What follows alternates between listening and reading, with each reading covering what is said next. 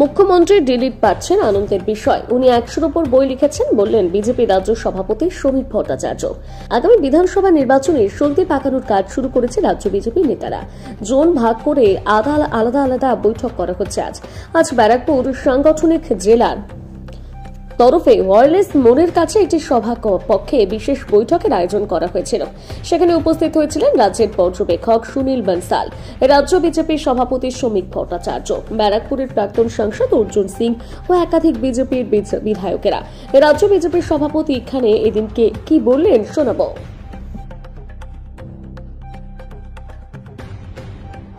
CPIM যেভাবে rigging করতো, এখন রিগিং এর সিস্টেম বিজেপি পাল্টেছে, সাইলেন্স এবং ইনভিজিবল রিগিং করছে। কি বলবেন? আপনাদের কজন সাংবাদিকের হাত পা ভাঙা হয়েছে গত 15 বছরে? কত ক্যামেরা পার্সনের ক্যামেরা কেড়ে নেওয়া হয়েছে? কিভাবে নির্বাচন হয় আপনারই তো কভার করেন। তাহলে এই প্রশ্নগুলো আমাদের না করে বরঞ্চ তাদের ক্রিয়াকর্ম নিয়ে কোনোদিন কোনো সাংবাদিক তো দেখি না আমি যে মুখ্যমন্ত্রীকে সরাসরি প্রশ্ন করছেন। এই অভ্যাসটাও সাংবাদিকদের থাকা উচিত এবং ভবিষ্যতে হবে বলে আমরা মনে করি। বিএলওর মৃত্যু বর্ধমানে, পূর্ব বর্ধমানে বিএলও যে মারা গেছে, হ্যাঁ, মহিলা, যে কোনো মৃত্যুই দুর্ভাগ্যজনক। তার আত্মার সদ্গতি কামনা করছি। শোকসন্তপ্ত পরিবারের প্রতি আমাদের সমবেদনা থাকবে। কাজের চাপে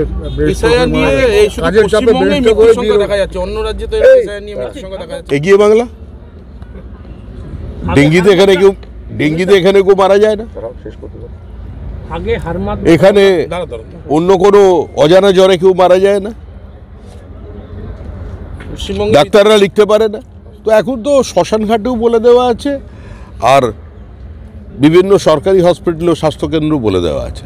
ক্যান্সারে মারা গেলে, হৃদযন্ত্র বিকল হলে, যদি সেরিব্রাল অ্যাটাক হয় সে কারণে, যদি সিকেডি থাকে, কিডনি ডিজিজ থাকে সে কারণে, বা মদ্যপ অবস্থায় মোটরসাইকেল চালিয়ে রাস্তায় অ্যাক্সিডেন্ট করলে, যেখানেই মৃত্যু, প্রেমে ব্যর্থ হয়ে যদি আত্মহত্যা হয়, সেটাও এসআইআর এর জন্য। এটা মানুষ জানে। আগে সিপিএমরা হারমাদ হয়েছিল, এখন জল্লাদ হয়ে ফিরে এসেছে। সবার সব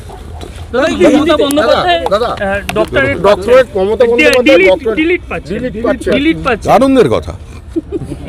মুখ্যমন্ত্রী গীতাঞ্জলি এত কিছুর ওপরে চলে যাচ্ছে। হ্যাঁ, অভিনন্দন জানাচ্ছি। মুখ্যমন্ত্রী ডিলিট পেলে তো আনন্দের বিষয়। পশ্চিমবঙ্গের মুখ্যমন্ত্রী, আরে উনি তো আমাদের মুখ্যমন্ত্রী।